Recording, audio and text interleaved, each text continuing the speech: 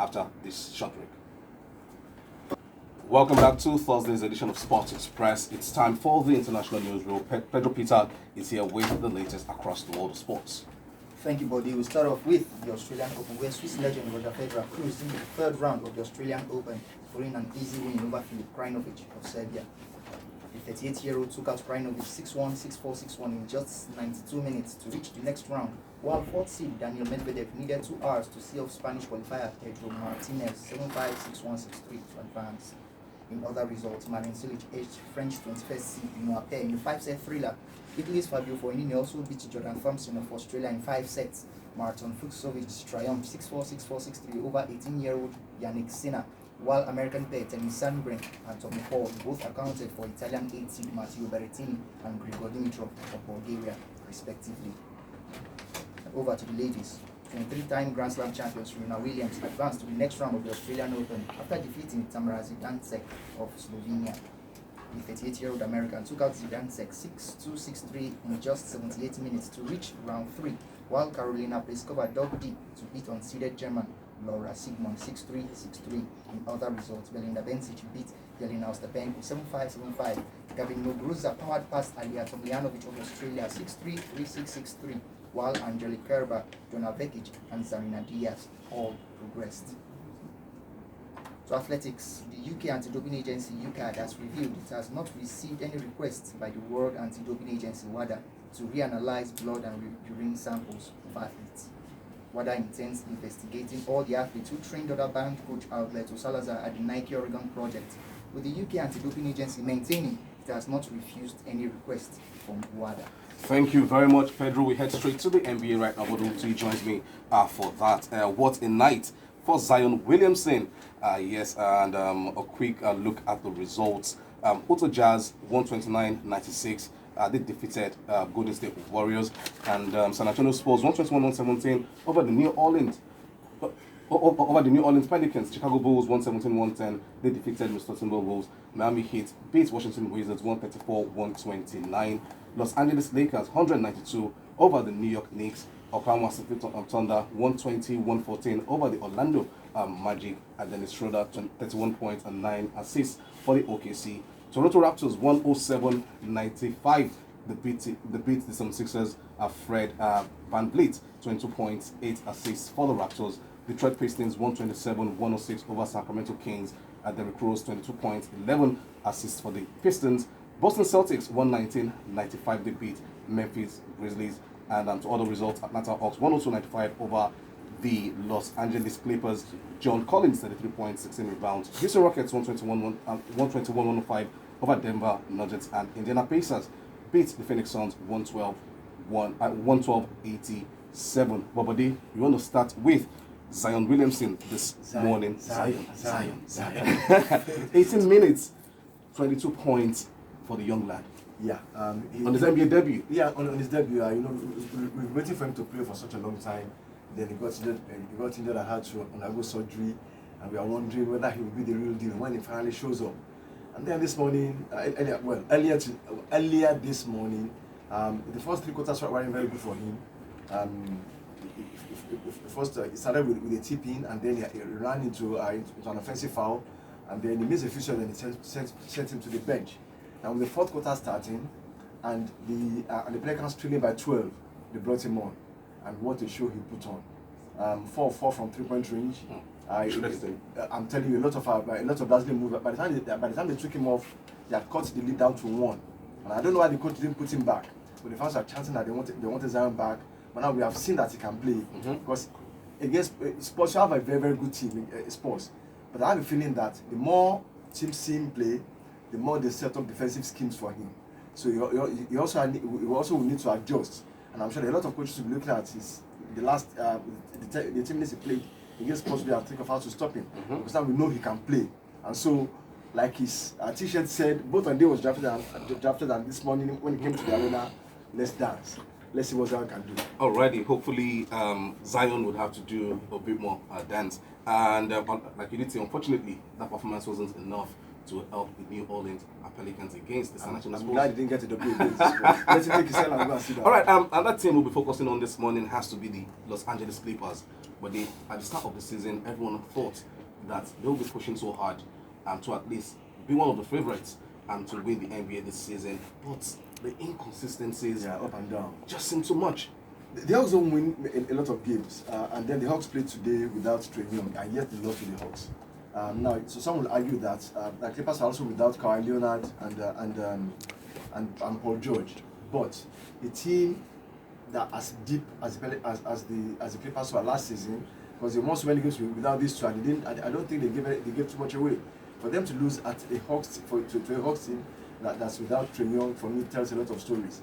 Because come the postseason, you need these same guys to step up when one or both of these superstars goes to sit. And if you put the team in a hole, you've got a problem. So I think they've still got a lot of work to do.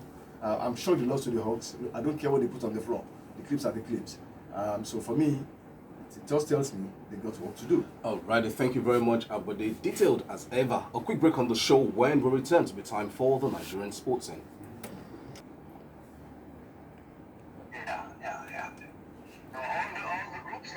All the teams are difficult to beat, and nobody can say it's a good draw. And we must be very careful, because I think a lot of people will believe that we are the favorite of the group.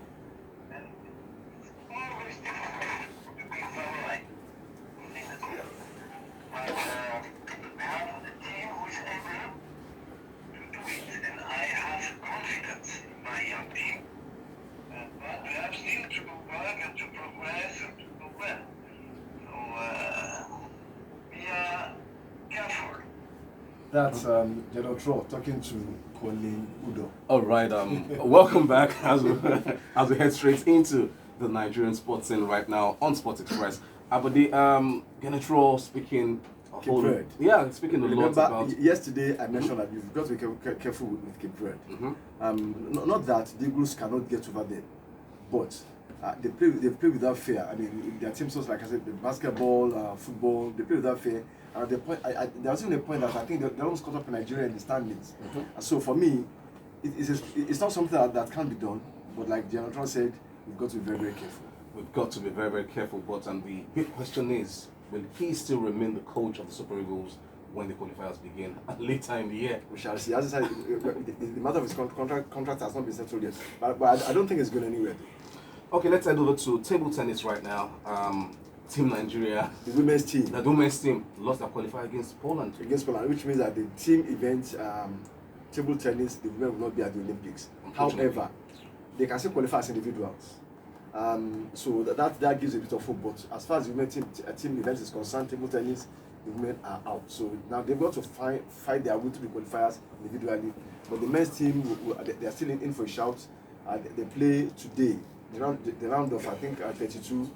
So let's see if the men's team will make it to the Olympics. But for the women, it's adios. Oh, adios. All right, thank you very much, Abode, and adios to you as well as you step out of the studio this morning. A quick break on the show. When we return, it's time for the World Soccer Report.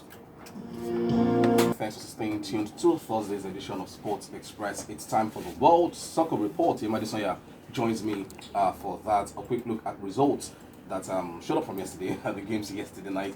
In the French Cup, Reims 0, PSG 3. In the Coppa Italia, what a night for Cristiano Ronaldo once again. 3-1 Juventus did beat Roma. Yemi, a quick word on that game before we head to the results this morning. It was good to have Douglas Costa back. I think gives Juventus a different feel, a different element, a different option. I think it was very critical to see him back. Roma, on the other hand, had to make a few changes, but still the golf in class is very clear. Juve standing out as usual. And in the Copa del Rey, Valencia, Sociedad, Villarreal, Real Madrid, Barcelona all made it through, all won their games last night. But Yemi, a quick question: has the format been adjusted, or will it have two legs in the Copa del Rey? It's one leg. One leg now. Okay. I think subsequently you get to. Okay. I just need that clarification right there. For Barcelona, we make it to work. Ibiza, a team from Ibiza. Sounds like a destination. A destination team.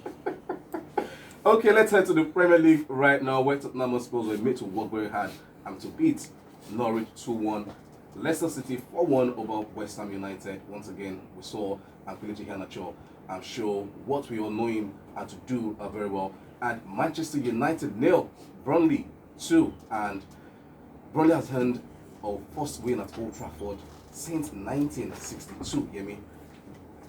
Where do we start from? Let me first look at Leicester. It was good to have Mufedi back, and it was very critical. Yes, penalty, response was bad. Depending on how you look at it, you have to. I tried as much as I was going to talk about VAR anymore.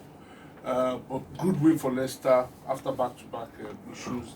They now come to United. First win since 1962 for Burnley. Burnley had gotten, I think they got draws in their last 4 visits to Old Trafford. So United knew where they were going to get. And we said here yesterday that the moment you expect United to perform, that's when they falter. And Burnley were not going to be any, push on. So back-to-back wins for Burnley. What epitomized United's performance was a particular period in the first half. They put together a string of 6 passes, very quick interchange of passes, and then they got to the front of the box, and the man that received the ball, I think it was Martial, was confused, didn't know what next to do. And next thing, another string of passes to the ball went to the other end of the pitch. It is hard to watch. Very hard to watch. Terrible football. If the guys running that club don't think, now I'm not going to go into what are the fundamental issues. If the guys running that club don't think it is important to make at least 2 signings in this window with less than 7 days to go, then there's no point. Okay, the game to look forward to today has to be Wolverhampton versus Liverpool. Yemi, one word on that? Wolves to win. Wolves to win. Are you particularly sure about that? Wolves to win. Okay, that's our show for today's Sports Express on this lovely Thursday. But before we go, our best of the rest is from football. Top agents including Mino Raiola, George Mendes and Jonathan Bennett have threatened the World Soccer Governing Body FIFA with legal action over plans for a cap on transfer payment. FIFA announced plans last September to limit agents of the selling club to a maximum of 10% of the transfer fee and intends implementing such plans next season, but the agents have revealed they will seek the help of the law to stop the move. That's our show for today's Sports Express. My name is Bode Bruno. Have yourselves a fantastic day.